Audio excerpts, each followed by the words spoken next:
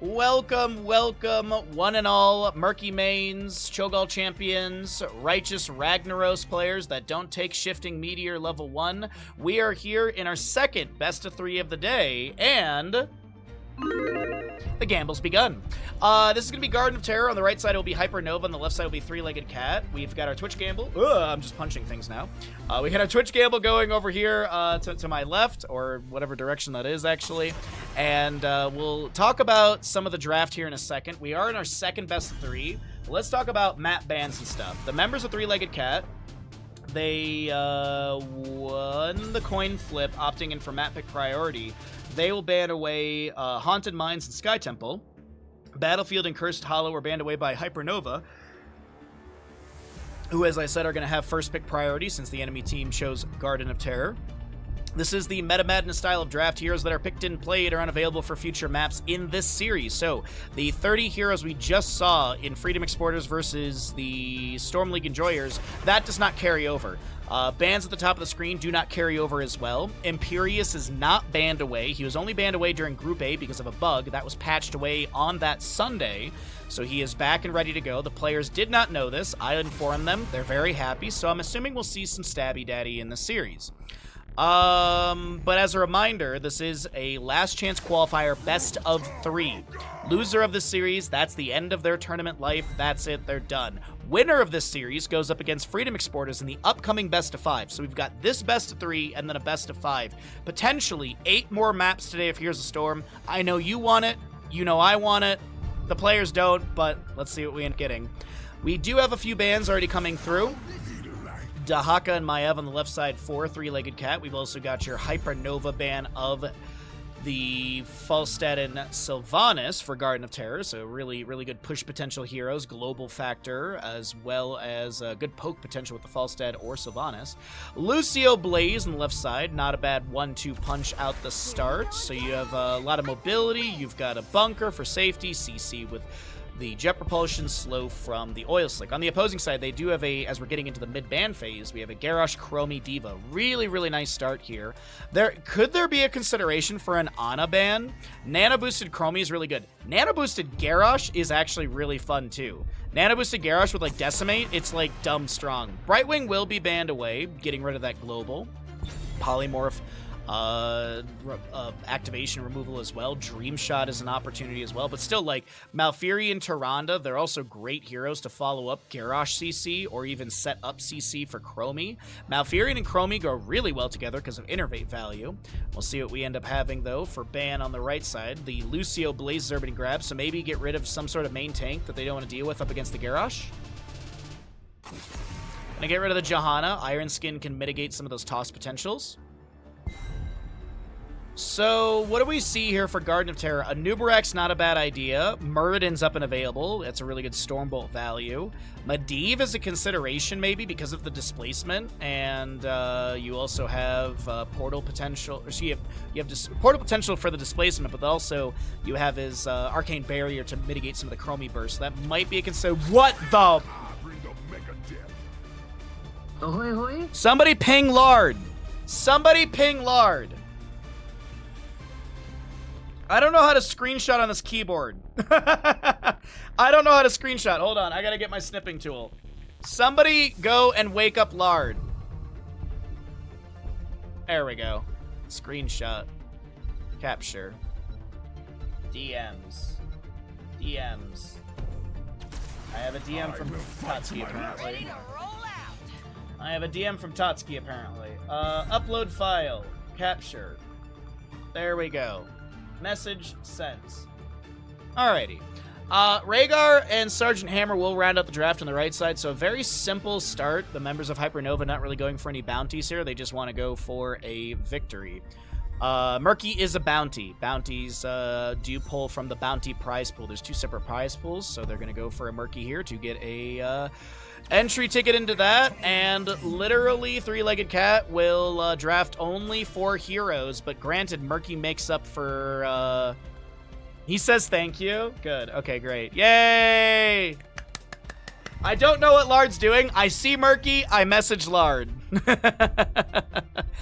Twitch Gamble is still going if you have got a prediction for Murky.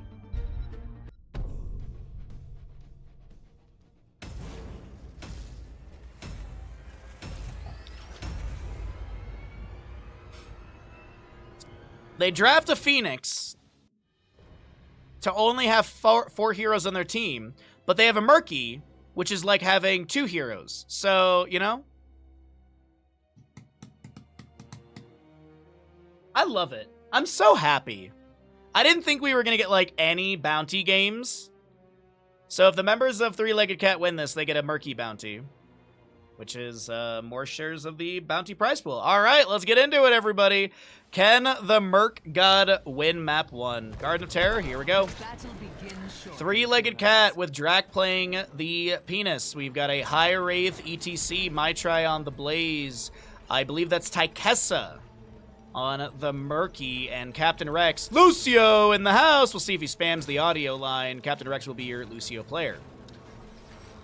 Also, shout out to Captain Rex for inviting me directly to the lobby. I appreciate that. It means a lot to me. Hypernova, right side, with Sue playing your Chromie on your Sergeant Hammer. Panda J will be the Garrosh. You've got Guanu is going to be playing your Rhaegar, and we have, last but not least, why do you guys have such hard names? I'm going to go with Kathy. Is going to be playing the Diva. What? No, Murky, no! No!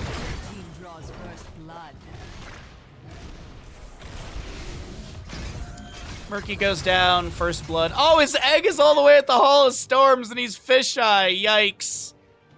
Oh, that's unfortunate. just a long rotation from the Merc God. As we do have Hypernova continuing to siege in the top lane. This is going to be ETC thrown out of position. Power slide in. Phoenix with the spinning laser cutter as the auto attack still come through. Warp out from Drac. Lucio in the house top lane. Meanwhile, in bottom lane, Taikessa putting damage into Diva. Actually, Murky is kind of winning this. He won't in the end, but kind of winning. Is this egg still at the Hall of Storms? Wow. Not what I was... Okay, he's going to place it there. That still is giga risky.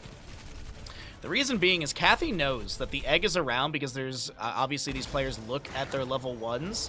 So they see the little red reticle over their head. So they know that there's a fisheye somewhere. I would assume that they're aware of these things. Granted, though, the idea is that Murky would see them encroaching onto this and immediately just, you know, replace the egg. ETC in top lane? Oh, he was thrown over the gate. The start of this map feels so haphazard from Three-Legged Cat. I'm not gonna lie. The start of this feels so all over the place, but either way. Drac playing what? Phoenix. I don't know what you heard. I am trolling. I am trolling. You did hear correctly. I was wondering if someone would say something, and you did. Oh, my try on this Blaze is looking to clear out the wave. Hammer hovering up against the top corner of this. No regenerative biosteel at level 4. Going to be going to the siege tactics, and this Hammer's trying to boost away the ally toss from that. Garrosh is pretty good. The Lucio pushes in, and Phoenix actually gets the last little bit of damage. Captain Rex will fall to tower shots. Drac getting a little bit low. Meanwhile, Murky soaking up bottom a little bit here, pushing things up. He is not Fishy Deal, level 1. He's going to go proxy waves, okay. He does, by the way, have Slime Time, level 4, so he's going to be doing his best to get those double slimes onto characters within the window. So Drac will start working on Siege Giants from mid. We've got Rhaegar chilling in top. 1-2 in kills, favoring the side of Hypernova with a slight experience advantage on the right side. Whoa, that's a lot of channel points. Y'all got some big opinions about Murky compositions, apparently. Well, I guess Murky and Hammer compositions.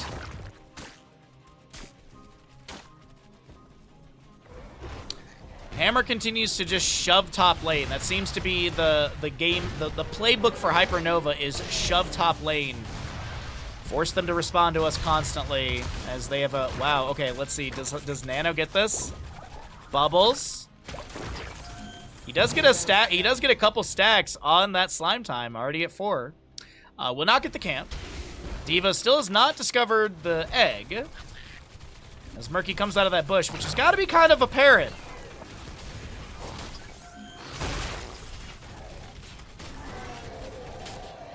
I guess not. Diva Mecha Explosion. Bubble goes out. Another mech summoned again. Diva boosts in, trying to take down Murky here. Little spray and back away, and maybe the Diva goes fishing for the egg finally. Nope. Continues to siege. Looks like Rhaegar does take down the Lucio in the top lane with the help of Hammer and friends. Hover Siege level 7 was picked up. I mean, this is really, do people really want to watch Sergeant Hammer slowly push the top lane, or would you rather watch Murky and Diva 1v1? I think this is the more fun of the engagements. I guess there's a Blaze Chromie in mid, but whatever. How often do you get to see a StarCraft 2 pro go up against a fish? Top fort does go down at about 4 minute 45.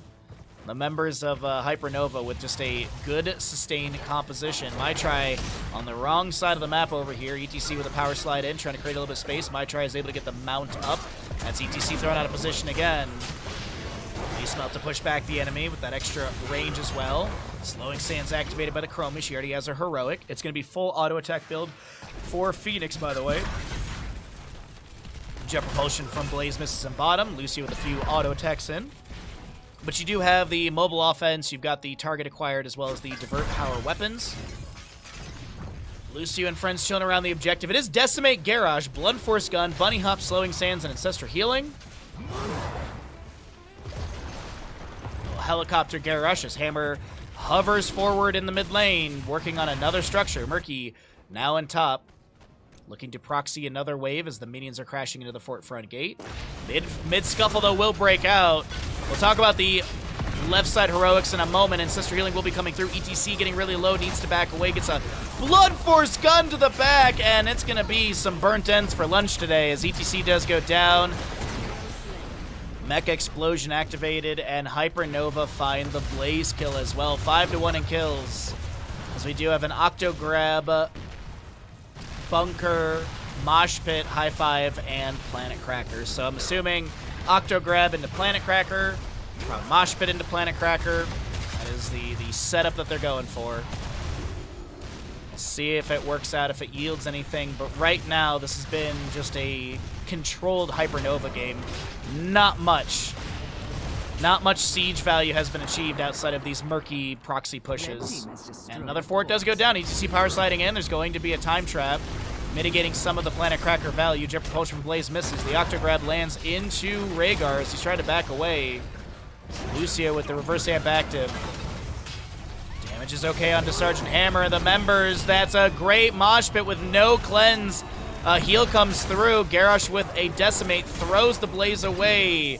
But Phoenix comes through with the double kill. And that will be the members of Three-Legged Cat finding a power slide into the Diva mech. She's going to lose mech. She's going to drop.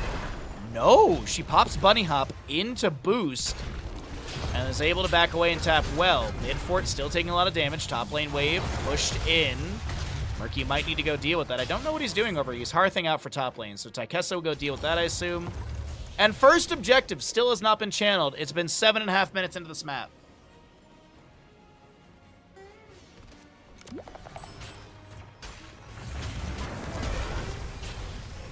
Bruiser Camp and Siege Giants grabbed here on the left side. Maybe an invade, but the egg is going to be discovered. Wait, really? Really?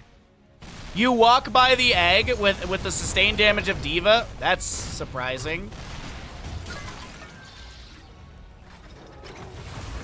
Man, I feel like you could have started autoing and still kind of kept moving to left and take it down, but either way, the fight does break out over here with 13 talents here in favor. There's going to be an Octo Grab. There's going to be a Mecha Explosion. ETC power sliding around. And someone else will channel the objective. Yeah, someone else will kill the Murky Egg. Yet another seed. I trust you know what to do, heroes. Bottom lane camp will be cleared away by the fort eventually. Second seed of the map will be in the top center. That's possible, Stark. Yeah, that's true too. Yeah, they weren't watching. They weren't like on their character. They were over here, which is very fair. Because even then, like, look at this. Like, if I was over here with my screen, my minimap would have blocked the egg. If I was just over here clicking. So yeah, very, very good point, my friend. Very good point. Alright. Goo will get that. We've got a ETC camp grab. Blaze pushing on the bottom lane fort. Still mid and top forts taken down against three-legged cat. Blaze forced to use bunker here. ETC with a little face melt to push back the garage. One out of 3 seeds on both sides. They do discover the Murky egg finally. Which, by the way, that is global vision on the Murky until he's able to place another egg. Isn't it like 20 or something seconds? 15 seconds. Yeah, if Murky's egg is killed, he is revealed to the enemies for 15 seconds, and egg spawn is placed on cooldown. Apologies, looks like we had a little fight in bottom lane breaking out right now. ETC did attempt to use a Mosh as well, as we see that on cooldown. Blunt Force Gun activates. There was an Ancestor Healing in this skirmish as it's at 90-second cooldown. As we have been very, very excited about all the Murky play here today. Takessa thrown out. There's going to be a bubble. Lucio with the high five.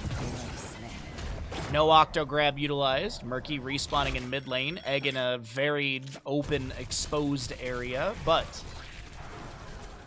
D.Va pulls the Sapper to the side. Rhaegar gets the channel. Lucio looking to jump in. Sergeant Hammer thrown to safety. Do have Encore for ETC. Was nerfed a patch or so ago from 5 to 4%, but still, but still a really good talent. D.Va with the pilot mode. Power slide initiates into Garrosh. Octo Grab, Planet Cracker. And they almost don't get the kill.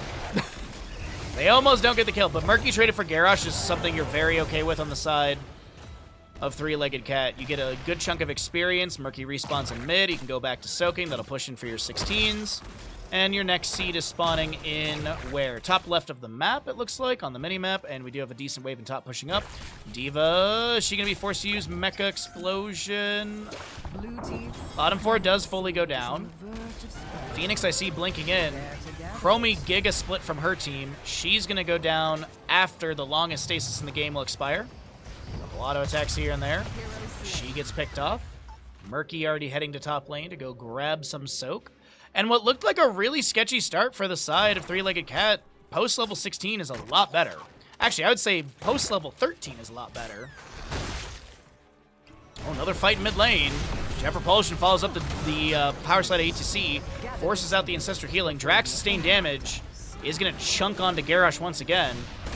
Phase Bomb thrown in, the mid lane fort a little bit low. Minion wave is here, but it doesn't look like there's going to be a step up into that. Murky, Pufferfish around the camp. Blaze, I believe, sees the D.Va around here. ETC sees the Garrosh as well, looking for a flank positioning. Octo Grab will be activated. ETC stepping in. Is there going to be a mosh pit? There's going to be a Blunt Force Gun. Murky's the one to go down. Blaze to fall as well. The camp invade is really not going the way of three-legged cat. They lose Blaze, the main one. The high five from Lucio to get High Wraith out. Is there going to be, oh my god, 20-something HP? Lucio with the speed boost. ETC going to try and get a little bit of healing and avoid the minion wave, as now Phoenix is going to be saved by Captain Rex, the absolutely amazing Lucio player over here for the side of three-legged cat. Keeps this ETC and Phoenix alive. Meanwhile, Murky doing the Murky thing in bottom lane. Proxying, pushing, Murkin. Granted, though, the Guard Terror will go over to the side of Hypernova. They tag a camp, and they have this bolstered top lane wave. Little bit of the Bruiser camp available. Still have that Spell Armor as well. Guard and Terror and Siege Giants with a Sergeant Hammer. This could be a game-winning push in top lane, potentially. This could potentially be a game-winning push in top lane. Bottom lane, Guard and Terror pretty far back. Mid lane being poked at here and there. Murky's got to be careful about that egg right there. Slam will take it down.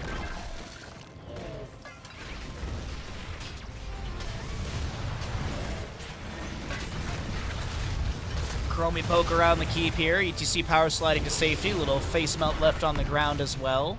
Garden Terror in mid lane pushing up onto the keep front gate, getting a little bit low. Murky's done with his level 1. Garrosh, I heard a Decimate activation right there. 2 out of 3 charges for him.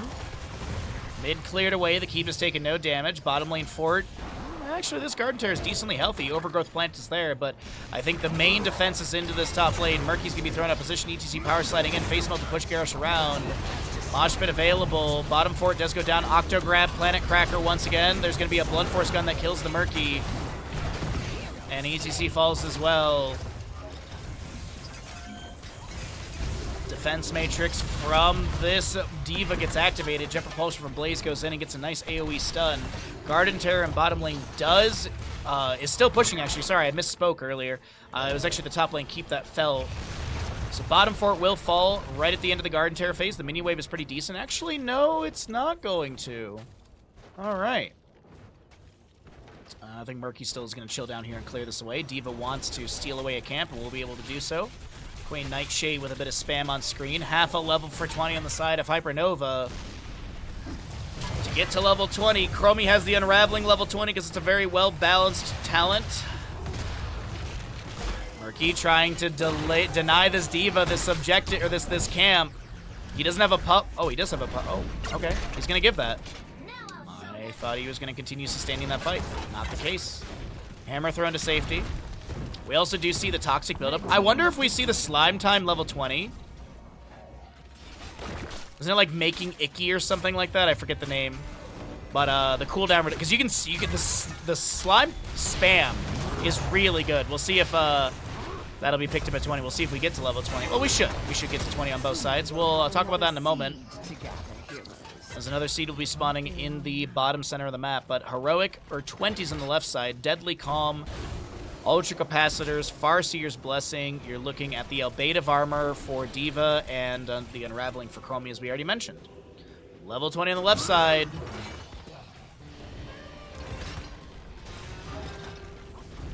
I like how 3 people in chat immediately knew the 20 for Murky. I love that. Chat activated. Yeah, talk about Murky talent 20. Big Kahuna Tuna! Miss. Octo Grab, Planet Cracker comes through with the Goku upgrade, and wow, look at that damage. It's so good. Garrosh lives. Farseer's Blessing will splash over here as we do have a Blunt Force gun fired out by the Sergeant Hammer, and Blaze is the one to get that kill. The bunker comes down. It is not going to be fortified. It's Burn Notice level 20 with ETC Ride the Lightning, mixing fire for the Lucio, and you've got the Armageddon Beam. Planet Cracker width increased by 100% over 1.5 seconds. Reduce the Planet Cracker cooldown by 40 seconds. And this actually, the tooltip does update on this one. It goes from 100 to 60. Blue team has destroyed a fort.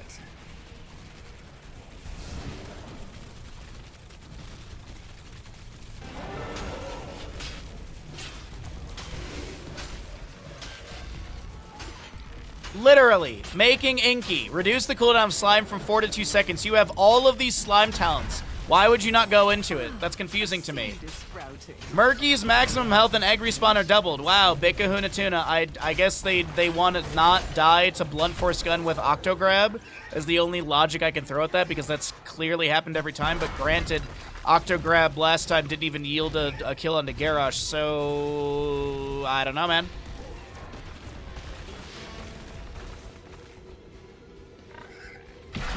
Imagine taking more damage from Giant Killer. It is time. Must be done.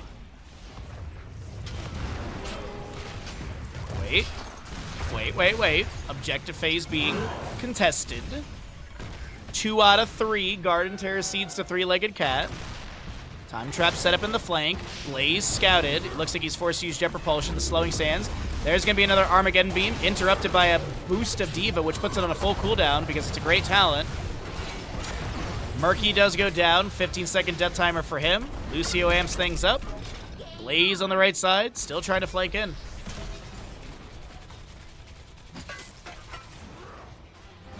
To be honest, Stark, I had thought I was mentally with you on the same thing, but still. I'm still not a fan of Big Tuna in this one. I'm still not a fan of it. Imagine reading. It's okay. You just do what I do. Just blame dyslexia.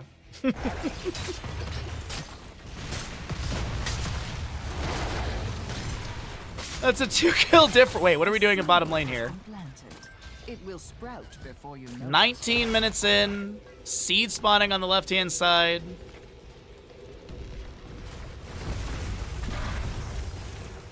Oh boy, oh boy, oh boy, oh boy.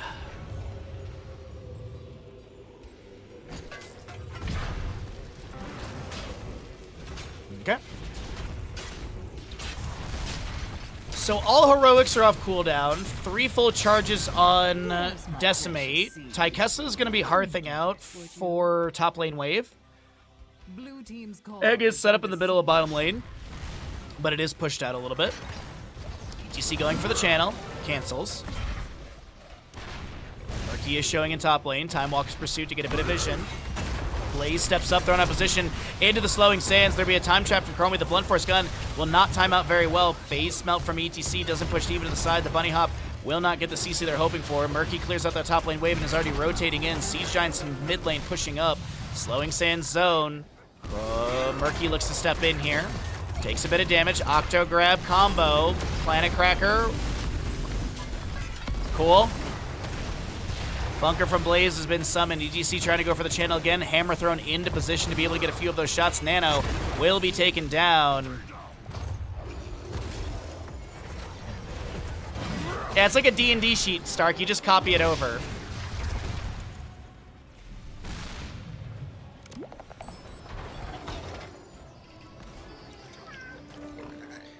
Why are we blaming Selexia? No, we're not blaming Selexia. There's other people that we would blame for that. There's other people we would blame for that, but we don't want to start drama today. The only drama we have is with Allura, because, ooh, that streamer, her and I, we be beefing.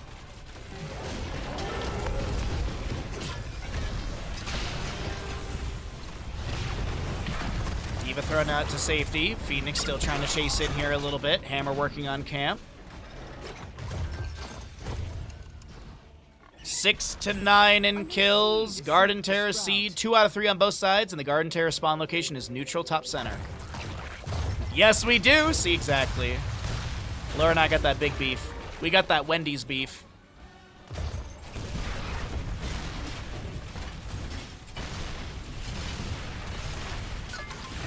Oil Slick goes down on the ground. Slowing Sands zone. Tychessa tries to hug the side of the edge here.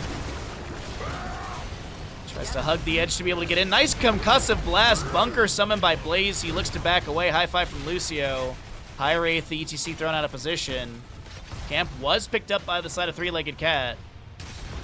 Top lane wave is still pushing in favor for the side of Hypernova.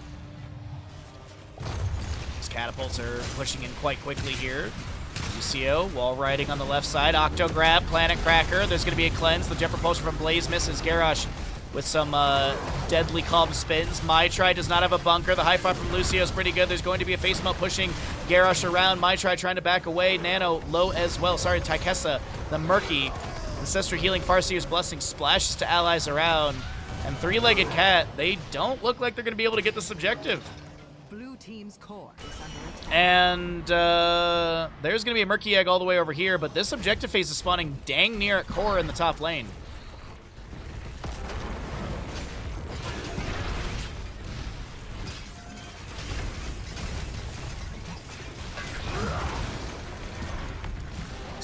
Goes down. I mean, new Bolt of the Storm for ETC Ride the Lightning is insanely good.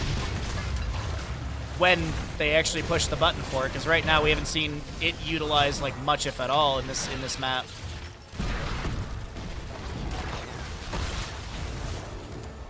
We are very ETC centric right now.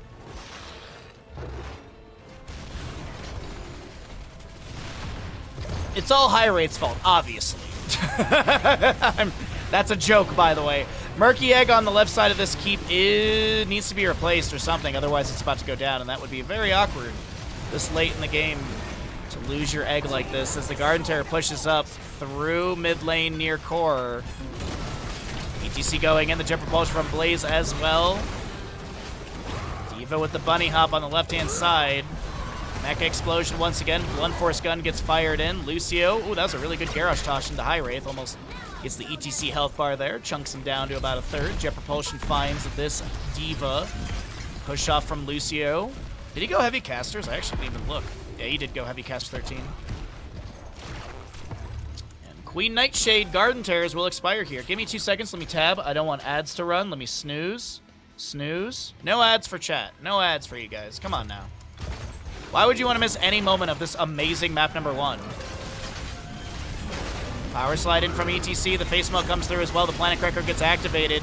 It's a bit raw. The mosh pit from ETC does come through, but the Ancestor Healing gets tagged or triggered beforehand. High Wraith so very low. Murky, Lucio do go down. D.Va looking to boost in, and Phoenix will try and crab their way out of this engagement. Doubles back to avoid some of that Chromie Sandblast damage. Try thrown out of position. Time trap by the Chromie Sergeant Hammer in position for that singular auto attack. Phoenix does go down as well. Murky egg spawned. Murky and the egg are probably dead here. Taikessa, okay, the Murky is still alive. Gonna head to the Hall of Storms, but I believe after 25 minutes, this is going to be Hypernova taking map number 1 in this best of 3 series. Winner of this best of goes into the best of 5 playoff determining matchup. But you have a 1-score advantage for Hypernova. There's your Bolt of the Storm ETC with the Ride the Lightning. GG, well played. Map number 1 to Hypernova.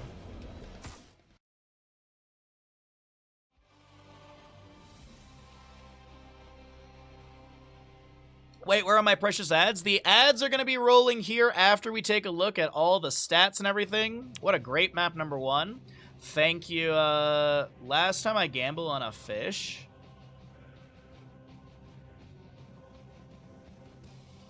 So you're never gonna eat sushi again, Kaladin?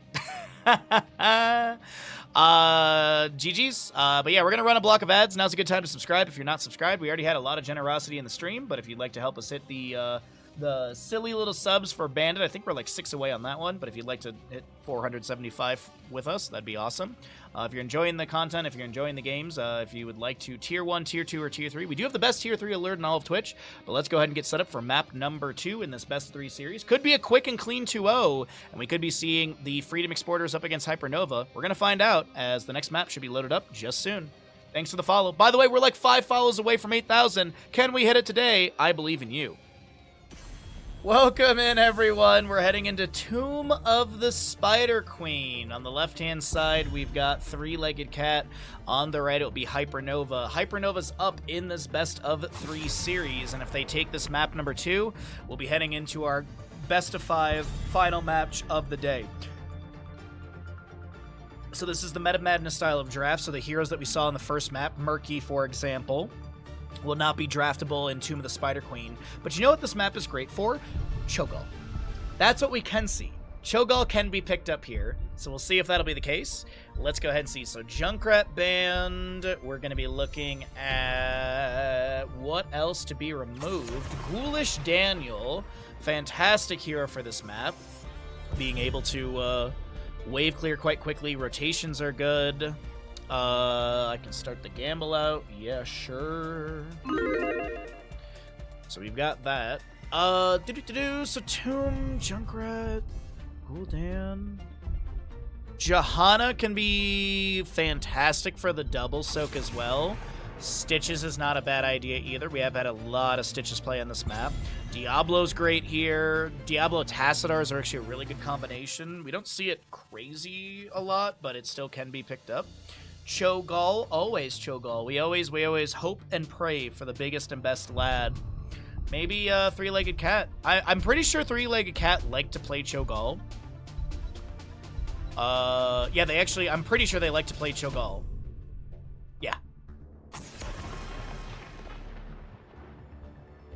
There's only one response to that, and it's just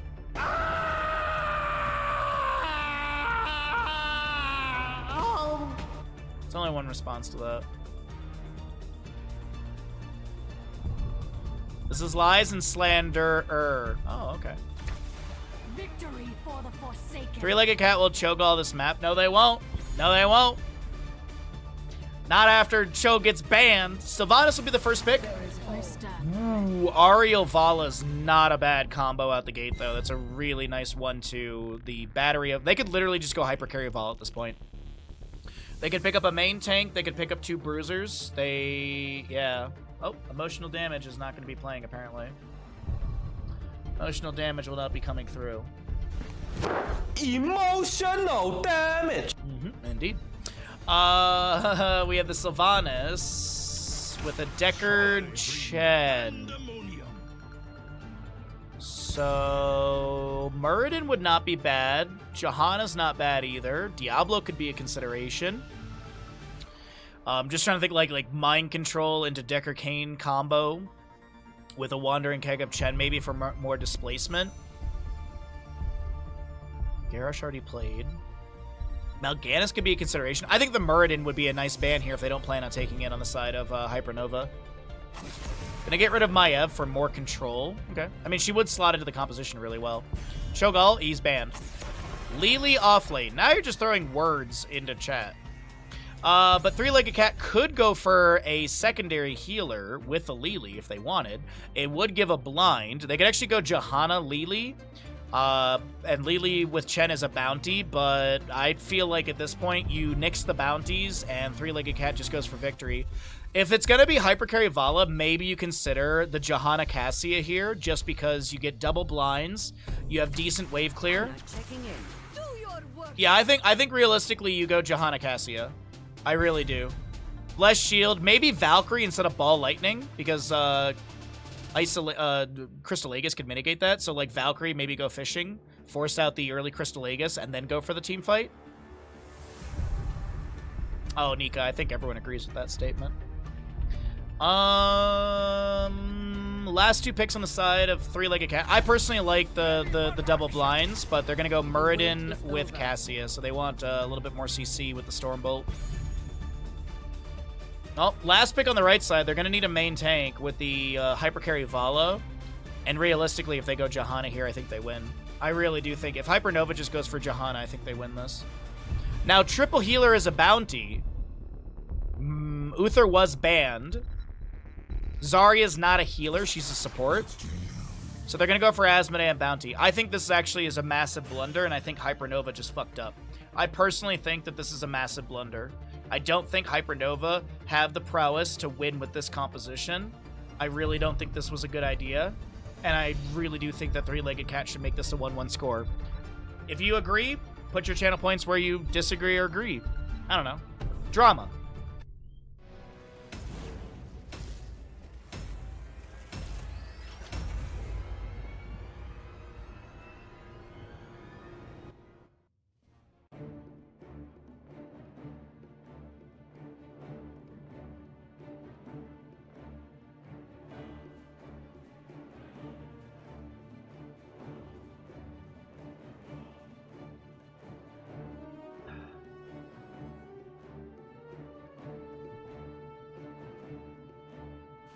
Three-Legged Cat has 5 good heroes. Hypernova do not. Right side of the map, we've got Hypernova with a very risky composition here on Tomb of the Spider Queen. They could be heading into the best of 5 playoff determining matchup if they win here with their Vala, Yrel, Ana, Ariel, and Asmodean. Left-hand side of the map is going to be your Three-Legged Cat with your Sylvanas, Muradin, Deckard Cain, Chen, and Cassia. Take a look here and see we got Sapphire for the Deckard Cain, increases the Heraldric slow up to 65% when activated and when afflicting an enemy. You've got the Dwarf block for Muradin, which Vala will eat through, but it's still 4 stacks, and that's 4 autos mitigated, or 4 auto attacks reduced by 75%. Charge Strikes Cassia, you're looking at your freshest ingredients Chen, and Unfurling Shadows for the Sylvanas. As Tykessa on this bottom lane, Sylvanas gets the Haunting Wave. Black Arrow is active to try and push up onto the gate right here. Maitri with a lot of damage over time applied. Tries to drink up a bit of brew. There's a Righteous Hammer. All shall burn, but no kill.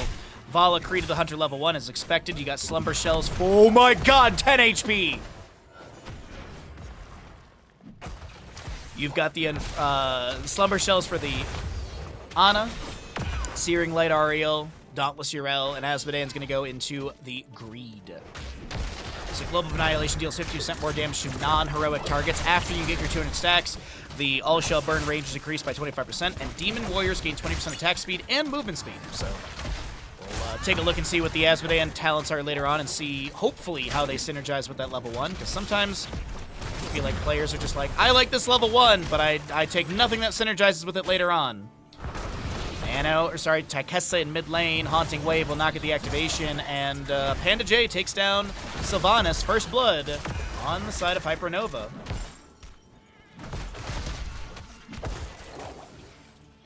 Horse kitty has joined. You have a horse-sized kitty? Jesus Christ. I mean, I knew there were like the bigger cats that you can get, but I didn't know you can get a horse-sized cat. Jesus. God, I couldn't imagine having an empty bowl for that cat. Left side camp is going to be grabbed here. Right side as well. We got 20 stacks for the Asmodan already, 6 regeneration globes on the Chen, 11 unfurling stacks for your Sylvanas, and 16 autos for the Vala right now as bottom lane is going to be traded here. Asmodan stuck in bottom lane, not doing double soak, so the stackage for him is going to be a little bit slow. Going to be going to the Army of Hell for the additional Demon Warrior spawn. No Hellforged armor for the extra push potential or sustainability on those warriors. Big root from the Decker Kane, lands onto a few. Chen flying kicks in, a dunk in from Asmodan onto the wave as well. A Righteous Hammer from Urel. More Demon Warriors summoned into mid lane as Asmodan heads back into bottom. A big blind onto the Urel as she has the Avenging Wrath charged and jumps away. To be honest, that'd be terrifying. Dude, wouldn't it? A horse-sized cat? I mean, realistically, a horse-sized cat is just like a lion or a panther or a cougar, you know what I mean? But still. But still.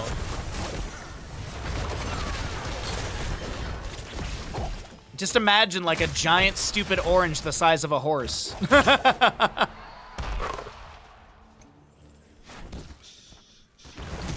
You've heard of teacup pigs, now horse kitty! My try in bottom lane is trying to back away. Murden, Dwarf Toss is in, the Stormbolt is pretty good. Panda J, the Asmodan trying to back off. Ariel, Detainment Strike, lands its first repeated offense level 4 stack as Vala gets her first. Creed of the Hunter, 1%. You start at 0, by the way. I think a lot of people forget that you do not start with any of that bonus percent. Stormbolt goes out. Vala with a couple more autos. Stark, stop. Stark. You're right, though. 7 talent on both sides. Coming soon. Coming through soon. Upon landing for Aegis of Light, Avenging Wrath grants other nearby allies 40 armor for 4 seconds. We'll see if there's going to be the cooldown reduction. Avenging Wrath talent as well.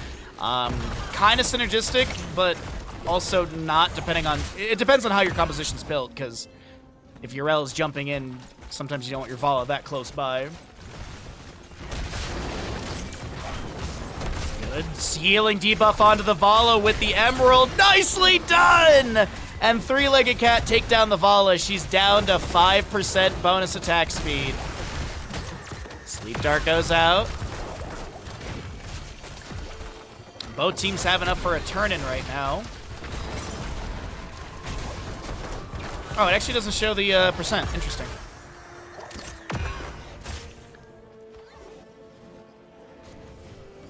Oh, Rodney. Yeah, that's nothing new in my channel.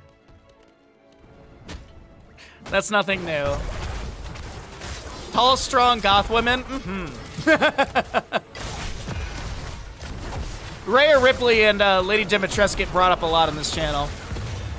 A little bit of poke damage onto Drac here. The Cassia backing away to safety. Murden, Dwarf tossing in, misses the Stormbolt. Avenging Wrath, Righteous Hammer into High Wraith as we do have that All Shell, or the Master of Destruction at level 7 for the Asmodan.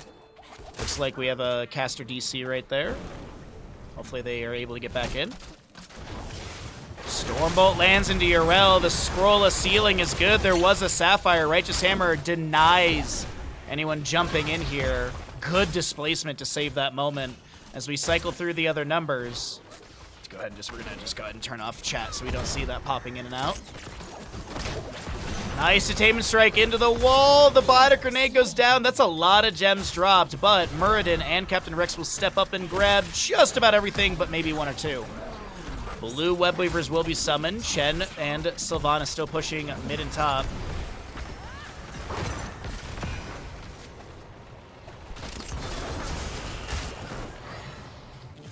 Kel. Stormbolt into the Vala. Little healing dart goes out immediately from the Ana. Asmodan in the top lane, try to push back against the Chen. Level 10s here as Murden does have his piercing Stormbolt. Stay a while and listen. There's the Valkyrie I was hoping for the Cassia. We also have Avatar, Wandering Keg, and Mind Control. Wandering Keg is used in the top lane to push Asmodean around. He's got 40 gems. If they take down Asmodean, this is huge. There still is a Valkyrie too. Ana with the Eye of Horus in the bottom lane. That's going to be the demonic invasion. There should be a Valkyrie. I mean, they don't even need the Valkyrie. That's 40 gems just gone.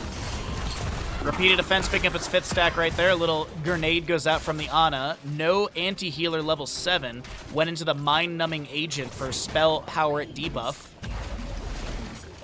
Right, spell power debuff. Every dose reduces the spell power by 10%. Yes.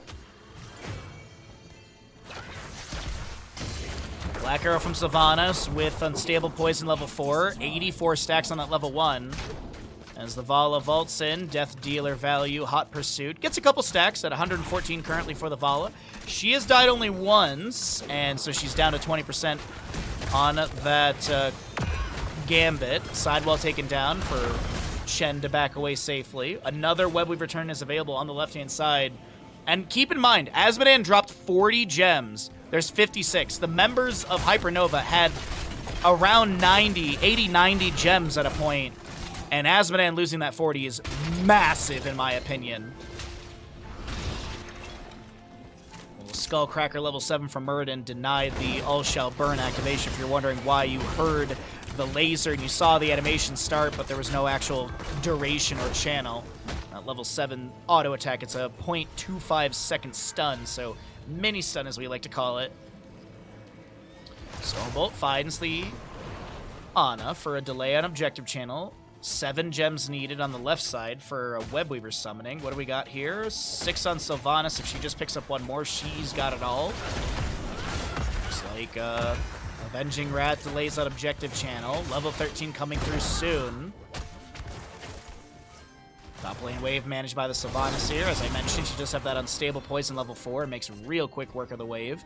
84 unfurling shadow stacks. I believe it's half, right? Yeah, it's 0.5, so that's 42. 42% increase. We can do math sometimes, chat. Sometimes I can do math. Blue Webweavers will descend, and it seems like an unstoppable pressure from the side of three-legged cat. Chen gets the Wandering Keg they're hoping for. Stay a while and listen to follow up that Wandering Keg displacement, but there's going to be not enough damage into the Vala. The Valkyrie didn't pull her. The sidewall kind of denying that activation or at least displacement. Webweaver in mid lane with this Bruiser Camp pushing in. Yrel jumps in with the Avenging Wrath. We got a scroll ceiling from the Deckard Cain. Asmodean with his Demonic Invasion activation. Yrel Ardent Defender comes through. Asmodean with his level 7 is able to get a little extra stackage there. Vala a little forward here, needs to back off, is able to get some heals. Stormbolt lands into Ariel. Fend from Cassie is good. The Valkyrie down for 17 seconds. Mind Control goes fishing and finds the Yrel. She will be taken down. Flying kick in again from Shen. He's got the Wandering Keg looking for the angle, but no displacement. As we do still have top and bottom lane Webweavers pushing in. Wandering Keg again, but it's going to be not getting the Vala hits they're hoping for. Cassia did step up for a Valkyrie angle, didn't see something she liked, and is going to back off. Valkyrie onto the Ana over here. There's going to be a Duncan from the Asmodean. Crystal Aegis denies some of the incoming damage. We will see a kill into the Ana. Asmodean level 1 stackage is completed, but I think this is going to be a few kills here. Deckard Cain, stay a while and listen. Catches Yrel. Dunk from Asmodean's pretty good. Tower shots onto the Chen as Cassia finds the double kill. Top keep has gone down. This might be a speed run of map number 2. Three-legged cat might just be like, look, we tried the Murky thing, map 1. It didn't go our way. No, they're not ending here. Okay, they do get mid and top keep. Webweavers are not available. Still need another 23 gems, which is like, oh, I don't know, 7 waves. But boss is available. Top keep is down. Could be a win condition through top lane plus boss. Did anyone free Harrison Jones? No. Poor Harrison Jones. Stuck over here, just chilling, doing a weird pose.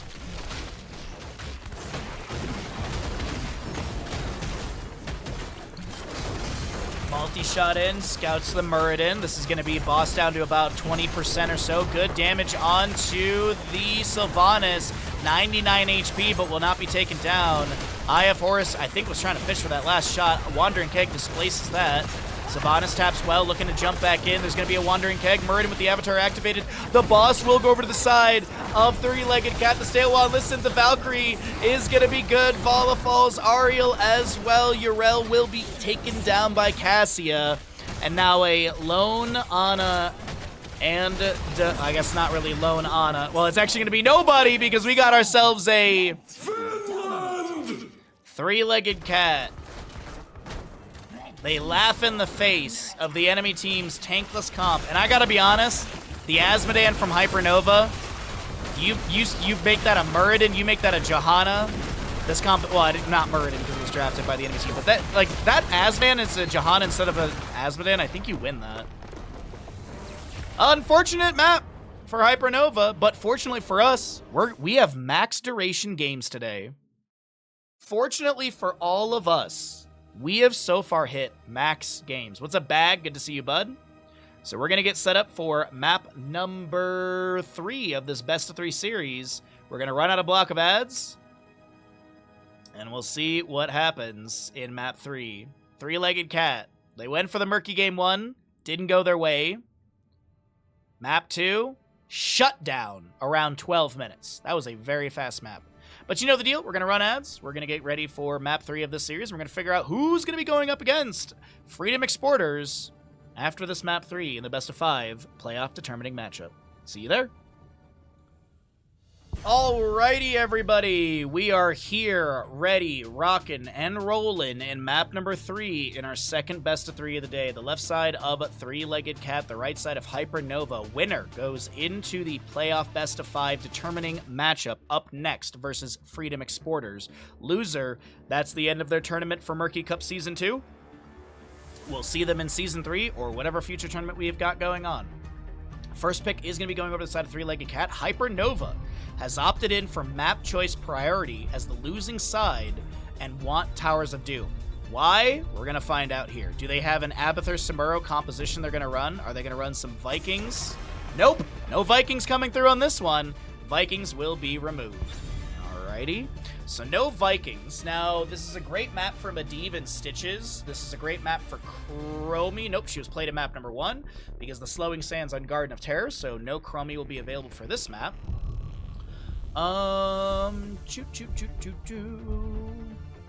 Stitches is still available. Cho'Gall is good on this map as well. Was Dahaka played yet? I don't think he was in this series. He's not going to be played here either, as he's going to be banned away. Cho'Gall, dude, I'm hoping for it. We got a Murky today, so I'm already a pretty happy camper. Cho'Gall Abathur, there is actually like a crazy synergy with Ultimate Evolution, Volatile Mutation level 16, and then you go into the Evolutionary Link at level 20. There's some really good Cho'Gall value. Justing, Allura, and I tried to run it back when we used to do the Please Try This at Home YouTube videos, and we were so effective with it that we literally could not actually get to level 20 to showcase it. We were just bodying because Cho'Gall Abathur was already pretty good, but also, I mean, it was Justing Allura on Cho'Gall, and that's already insanely strong, and then I was just derping around on Abathur. Imperius will be banned away. No Stabby Daddy in this best of 3 series, as we do have Junkrat removed as well. What will we get for our first pick on the left side? Are we leaning into a Stitches composition? Are we going to go for hypermobility with like a Tracer and Nubarak sort of situation? Malfurion with a heal applied as well is not too bad. Tyranda's not bad on this map either. What's up, Elite Sparkle? How you doing, bud? I forget. I think it was Stark who literally made that copy. I think it was Stark who made that. You miss doing those? Oh, man. There's just there's a clip of me playing Asmodan on Sky Temple, and I was dying, and there's just you in the audio background. Because I think I was dying, and I was like, oh, I just need mana, and you were like, mana, mana, you just need mana. If only we didn't have beef these days. Yeah, if only we didn't have beef these days. And also Wisdom didn't go under and fire a bunch of people because they spent money poorly. Let's go! We got ourselves a Cho'Gall. Cheers, Elite Sparkle. Good to see you. You did say the Cho'Gall thing, that's what I thought. Let's go! Ariel has already been played. Anna's already been played. Dekka's already been played. Rhaegar has already been played, if I'm not mistaken. What are they going to do for healer on this one? Lieutenant Morales? Yo! Lieutenant Morales with stim on Cho'Gall, and you go, like, auto-build Cho'Gall with, like, the Surging Fist and shit is so good.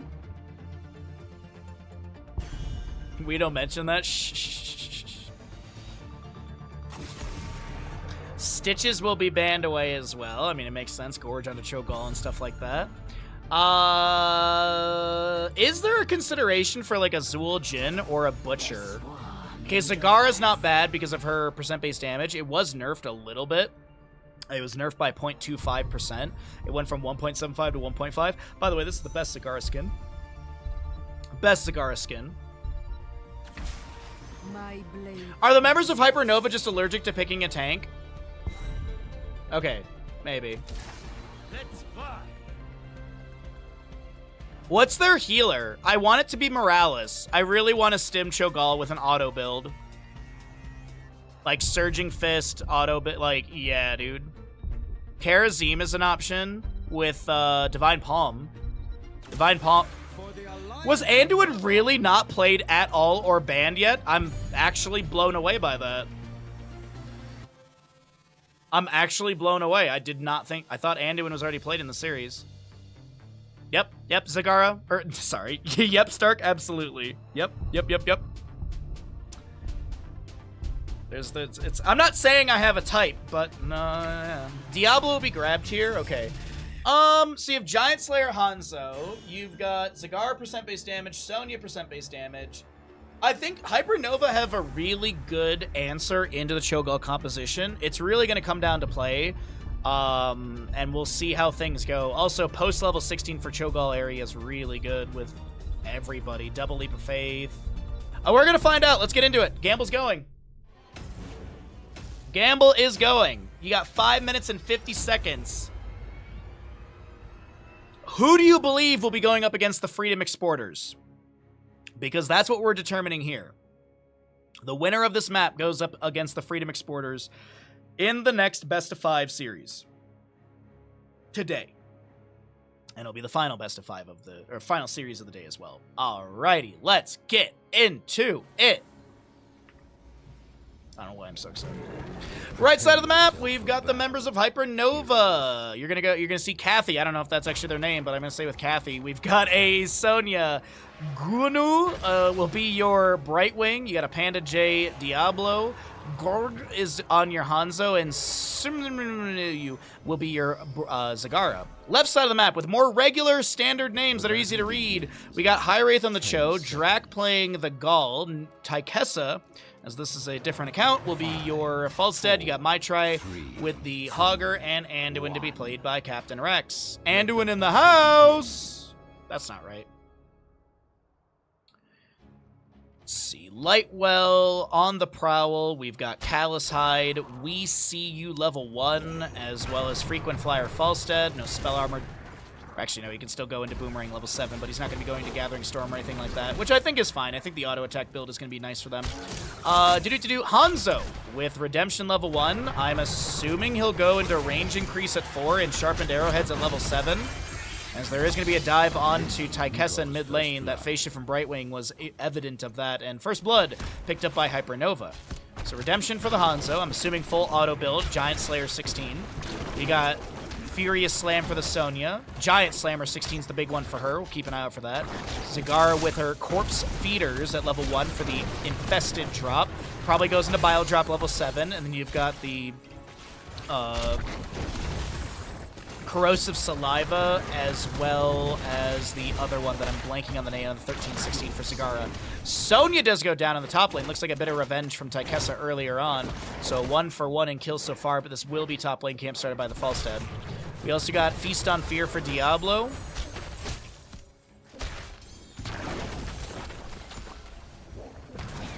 Oh my, it's driving me nuts. It's Corrosive Saliva and what? Hydralist Transfusion, Corrosive Saliva, and then Pack Instinct. Thank you. Names are easier to read. Well, to be honest, I knew it was High Wraith, and then I knew Drac is the only person for three-legged cat to have 3LC at the end of their name. So to be honest, that's... Also, I've casted three-legged cat so much. Hypernova's a newer team for me.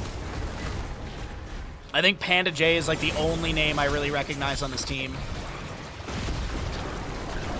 Couple Banelings thrown into the fort front gate and bottom lane. 1, 2, 3. Sappers get their charges. Oh no, that third one did go down. Shadow charge on the Captain Rex, the Anduin. Overpowered polymorph, and the auto from Hanzo is good. Yes, he will be going into ignore all distractions, increasing the basic attack range after killing a minion by 2 for 3 seconds, which makes Hanzo have an 8.5 range if memory serves correct. Yes, so he outranges structures by 0.5, as the max range of a fort or keep or core is a range of 8. Very few talent augments in the game outrange structures. Very few heroes in general outrange structures. Sergeant Hammer in Siege mode, of course, does. Odin for Tychus, which is a heroic, actually, outranges structures. Draken Laser Drill can as well. Cho'Gall has a few abilities to poke here and there, and we can go down the road on that one, but a triple altar phase is going to be coming up, and it looks like Sonya will invade the left side a little bit here. Sue on the right side for the Zagara is going to get the channel. Sonya spears in. Diablo finds the Shadow Charge connection. The phase shift from Brightwing. Hogger with a little easy throw Dynamite. Looks like Anduin gets the channel on the bottom. Cho'Gall pushing into the fort as well. I believe the Sonya gets the channel, so it'll be an 8-for-4 trade favoring the side of Hypernova, as our Twitch gamble is going to close here in 60 seconds if you are swayed with the early gameplay of this map. 1:30 until the boss spawns at the 5-minute mark in the game, and then we still have another 8.5 minutes until we get the objective, or the center teleport opening up, as well as your forts upgrading to keep values. Camp over here being worked on. Hanzo at 5 of 12 redemption stacks. By the way, if he does die after those redemption stacks are done or incompleted, he does lose 3 at a time. It's bundles of 3, yes. So even if you're fully stacked, you can still lose 3 stacks when you die. Shadow charge onto Cho'Gall is not going to get the wall bang they were hoping for. Does look like all 3 sappers make it into the bottom lane fort. Hogger with a bounce in. Staggering blow. No, actually, overpower from the Diablo interrupts that. Falstead's down here. Sonya's still rotating in. That's going to be the Brightwing to go down first in this engagement. Another staggering blow into the Diablo, but a lot of these blue health bars of three-legged cat are getting low. They're going to back away. Little Lightwell healing from Captain Rex's Lightwell placed over here on the left side. Next objective phase will be Singular in the center of the map as they dive into Hanzo. He loses 3 stacks of redemption, which he picked up during this poke potential bottom engagement. 25 seconds on objective, 12 for the Hanzo. He'll be able to spawn and get back into position as the 7 talents here. Still waiting on Hogger level 7. Is he going to go Seeing Red? Or is he looking for Garbage Fire, maybe? It is going to be Secret Weapon for Falstad at level 7. That Laugh is a global laugh. Boss is up and available. Hyper Shift level 1 for Brightwing. Peekaboo to help out with that. We've got the Unstable Anomaly level 4.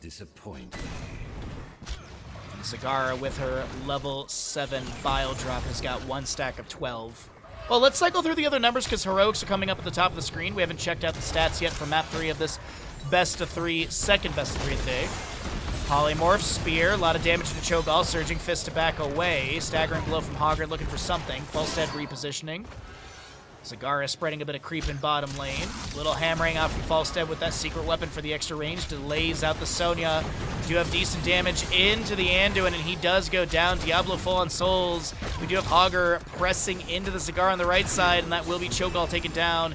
Pushing into 10 talents here. Dragon's Arrow lands into the Hogger as well. Activation of the Hog Wild. Tychessa has a Gust, and it will not be able to save. Oh my god, are you serious with this leap? Finland!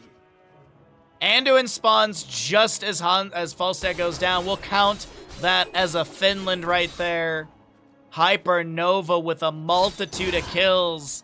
They get the channel of the objective. It's an 8-point difference right now in core HP, 28 to 36. But heroics are here on the side of three-legged cat as well. We already mentioned the Gust, Twisting Nether, Hammer of Twilight, Shockwave, and Light Bomb. opposing side. That Dragon's Arrow, Blink Heal, Devouring Maw, Leap from Sonya, and Apocalypse Diablo. Nidus Network is a bounty, but it seems like the members of Hypernova, they don't care about the bounty here. They want a victory.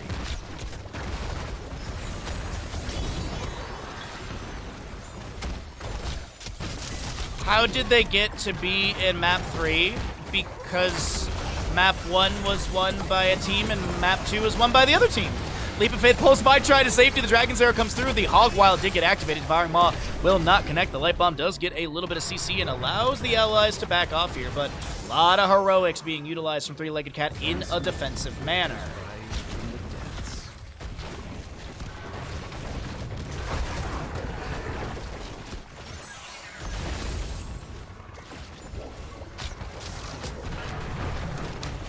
Alright, Runic Bomb goes out, clears out the incoming sappers. We do have a top left and right objective phase available. I'm assuming these will be traded. Sorry, my mouse is being a little weird there. Assuming these are going to be traded, Maitri and Kathy I'm going with. I don't think that's the right name, but I have no idea what their name is trying to even say. Falstead flies in, looking for the flank gust. The bell tower does get converted to the enemy side. The Hanzo getting chunked here. Cho'Gall is able to take them down. We do have a lot of damage into the Brightwing in the bottom left of our screen. Diablo is able to shadow charge into the Falstead and find that kill. A few autos coming through. There's going to be a light bomb. Twisting another up in 1 second. Activation of that immediately. Yes, Twisting Nether does get activated. It has a slow inside that as well. Overpower actually helps out Cho'Gall close the distance into Zagara. Hog Wild, do they have the damage? The loot horde, they're so low. Cho'Gall comes out and gets the kill. And they should be able to get another one here. Dragon's Arrow fired from the Hall of Storms. There will be an Apocalypse activation of Diablo. Cho'Gall goes in. Molten Block canceled early. Sonya goes down. Three-Legged Cat finding some later game kills. They're still down by a few points here, but still, objective phase number 3 or 4 is going to be a center and bottom location. If grabbed by Three-Legged Cat, I believe they would equalize in core score. But Sonya dead for 5, bottom bell tower left on a little bit of HP. They'll try and reconvert this right before the objective phase. Meanwhile, maybe resetting here. Maybe resetting the Cho'Gall health. No, he's just going to tap well and go to bottom lane. Okay. Not saving well for the objective. I guess Hearth and rotation wouldn't be very fast, so this actually makes sense. Cho'Gall throwing a few abilities into the bottom lane fort, trying to take it down with just the Gall abilities. Falstead flies in, but he goes to a safe position. Meanwhile, Sonya finds a spear into the Hogger. Diablo with the shadow charge as well. Bell tower does get converted. Maitri saved by the gust, but needs to back away. Do we have a light? Do we have a well available? Well is available. Brightwing got the bottom channel, so it is going to be 20 to 32. Center objective area is available. Still Twisting Nether, Shockwave, huge staggering blow. Brightwing goes down first.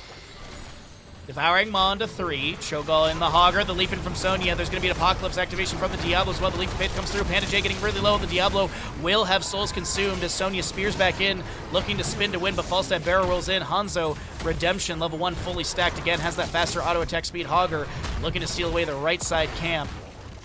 And I believe Cho'Gall and friends will get this channel 20 to 28. Still an 8-point game. Actually, it's still a 12-point game right now as Hogger is going to be dove on by the Diablo. Shadow Charge, Overpower, Hog Wild. Maitri with like 90-something HP and doesn't get the camp. Will go for the channel. That's going to be an invade from Cho'Gall once again. Maitri does get the full channel. Falstad does not convert the bell tower fast enough, so it only gets the 4 shots in. Falstad was like 1 auto attack or so late. And so this is only going to be a 4 shot in, but it's 16 talents here to 14. I guess 16 and a half to just about 15. An 8-point game still. Sappers in bottom lane. Anduin with a few autos, but looking to shove in onto the enemy team here. Falstad, Gust, 3 against the wall. The Shockwave is beautiful. The Light Bomb comes through. And an absolutely massive triple kill for the side of Three-Legged Cat. Post 16 is massive, humongous, gigantic for the Cho'Gall composition. Sappers may be fed in through bottom lane. Cho'Gall gonna try and do that. Diablo dissuaded. do have that leaden orb as well. Can they get the 3 sappers over the wall? Fire Stomp starts things out. Sonya coming in, stunned by that leaden orb, level 16. She spears in. Diablo's a little bit low on HP, does not have full souls, only at 51. 1 sapper does go down. Leaden orb gets a little stun here, but no, the sapper should be cleared away. That boss was grabbed meanwhile, so it's going to be a 4-point game, everybody, as a triple objective phase will be coming up.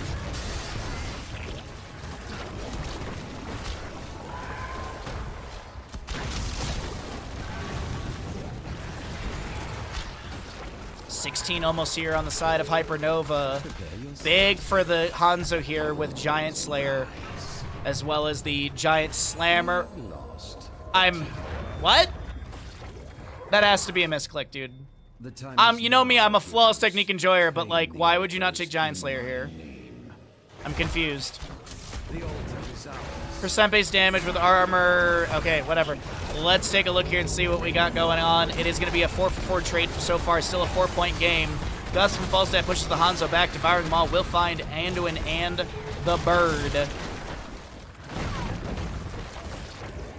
As Leaden Orb goes out, looks like we have a few well taps from the side of Three-Legged Cat. Top left bell tower still waiting to see who gets this. By the way, the Zagara level 13 did go into Spell Shield, so only has that corrosive saliva. No Hydralisk transfusion for her.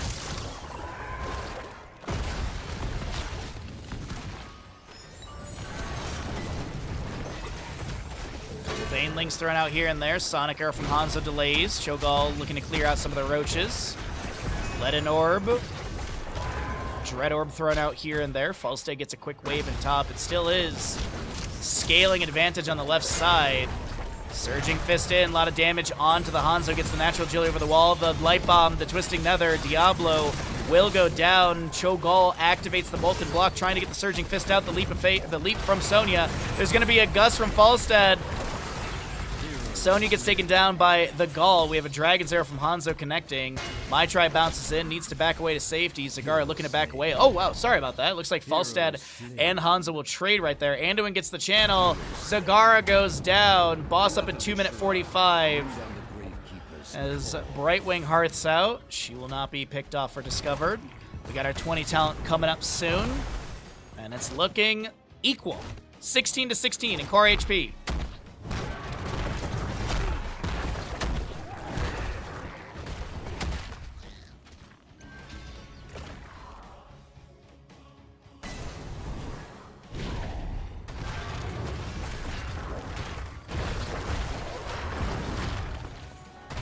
Bottom keep will go down. 1, 2, 3 sappers are in. We've got, say, another round of sappers coming through as well. We've got single objective in the bottom of the map.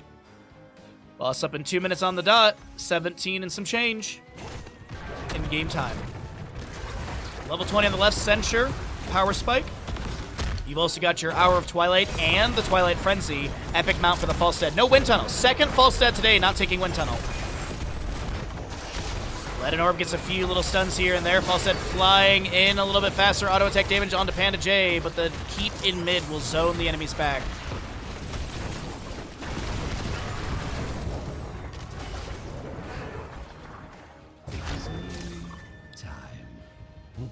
Sappers in bottom. They won't make it over the wall.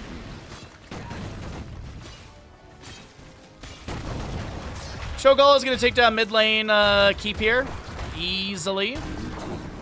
14 seconds on objective. By the time this is actually contestable, the objective will be up and available. So this is looking like 6 shots into the core of Hypernova. 6-point difference. Falstad moves to the bottom left. Defense is in place. Cho'Gall in the position to deny any sort of flank or wraparound. Zagara pokes here and there, but yeah, Falstad gets the channel. 10-6, favoring the side of Three-Legged Cat. And still no 20 on the left-hand side either. Hypernova still a level away. Falstad flies in, looking for a Gust. Nobody there. 60-second cooldown on Gust, 25-second cooldown on Flight.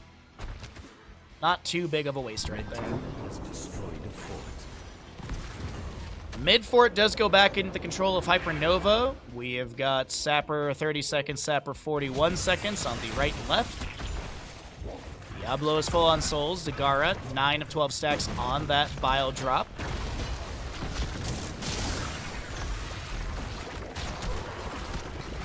Waiting on the 20 on the left side. Falstead just getting a quick wave over here. 20s. Bullseye. You've got the Pack Instinct. Boss is up and available. That's the Global Laugh.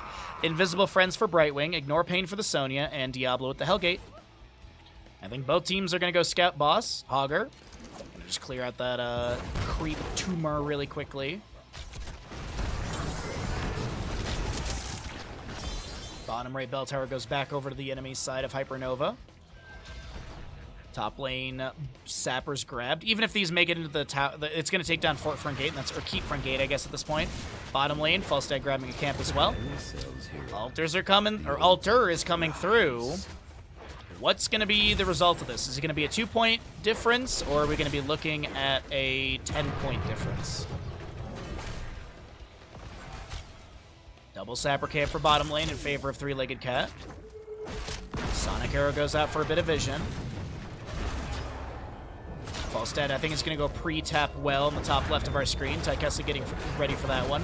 Brightwing pushing a wave in top. Will have phase shift. Cho'Gall going for the channel. Cho actually going for the channel. Gall with a few abilities thrown out. We got the Eye of Kilrog on the right for a bit of vision. Phase shift from Brightwing. Peekaboo value. Every heroic is available. One charge of Brightwing Blink Heal just now coming back. Staggering blow onto Diablo. It's CC'd a little bit. Oh, that's a really good stun right there. Brightwing blinking in for that one by accident. Zagara still poking.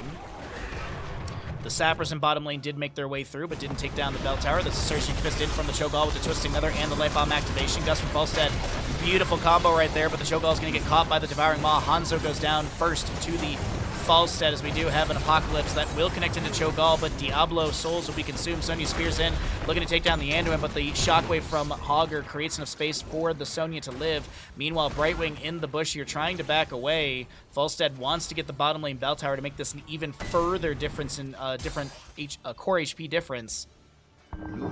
This bell tower plus boss is going to be a 1-point game. Zagara, Falstad flying straight up to top lane. They're going to try and get... Okay, so they want to try and make it a GG with objective plus boss. Yeah, they're gonna go for objective plus... yeah, so objective plus boss is GG. 6 plus 4, we can do that math. Sometimes we're okay at doing math here. That's a lot of damage into Diablo, as looks like Zagara goes down to the Cho'Gall. That right there is going to be... And that'll be the end of this series. It is going to be the members of Three-Legged Cat punching their ticket to the playoffs. Or not the playoffs, sorry. They're going to be punching their ticket to the best-of-5 playoff determining matchup coming up next.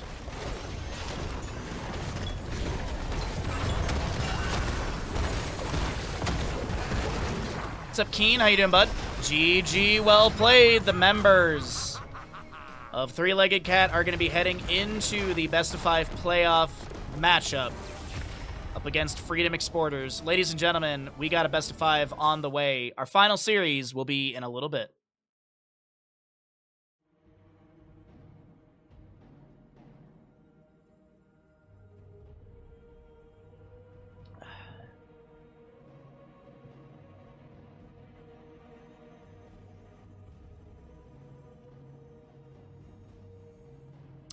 Well, I gotta get myself some water. We are gonna get set up for the best-of-5 playoff determining matchup. Now's a good time to remind you that if you are not following the channel, please do follow so we can hit our 8,000 follower goal. If you have a Prime Gaming, a Tier 1, Tier 2, or Tier 3 that you'd like to throw our way, if you'd like to support the stream with gifted subs or anything like that, or bits, by all means, now's a good time to use them, as we're going to be in the downtime between games. We're getting the map picks and bans loaded on up, and we will get into the best-of-5 in just a moment. Thanks for hanging out. Thanks for being here. The block of ads will be coming your way in just a moment.